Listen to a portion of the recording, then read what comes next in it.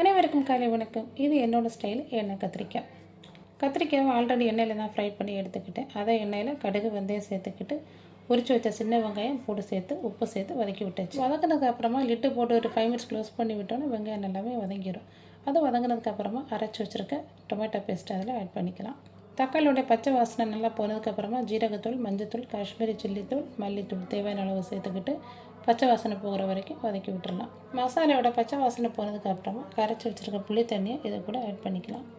புளி தண்ணி சேர்த்து நல்லா மிக்ஸ் பண்ணி விட்டதுக்கப்புறமா இதுக்கு தேவையான அளவு தண்ணி ஆட் பண்ணிக்கலாம். நிறைய பேர் வேறு விதமாகவும் பண்ணுவீங்க. நான் இப்படி தான் பண்ணுறது. கல் உப்பு நான் ஆல்ரெடி சேர்த்துட்டு தண்ணி சேர்த்ததுக்கப்புறமா லிட்டு போட்டு ஒரு 5 மினிட்ஸ் க்ளோஸ் பண்ணி கொதிக்க விட்டுடலாம். நல்லா கொதிச்சதுக்கப்புறமா ஃப்ரை பண்ணி எடுத்து வச்சுருக்கிற கத்திரிக்காவை சேர்த்துக்கலாம். லாஸ்ட்டாக நான் இதில் கொஞ்சமாக வெல்லம் ஆட் பண்ணுவேன். இது ஆப்ஷனல் தான், உங்களுக்கு தேவைப்பட்டால் சேர்த்துக்கோங்க. கத்திரிக்காய் சேர்த்த பிறகு லிட்டு போட்டு க்ளோஸ் பண்ணி நம்ம தேவையான அளவுக்கு சுண்டை வச்சு எடுத்துக்கலாம். இப்போது நல்ல எம்மையான எண்ணெய் கத்திரிக்காய் ரெடி ஆயிடுச்சு. வீடியோ பிடிச்சிருந்து லைக் பண்ணுங்கள், கமெண்ட் பண்ணுங்கள். தேங்க்ஸ் ஃபார் வாட்சிங்.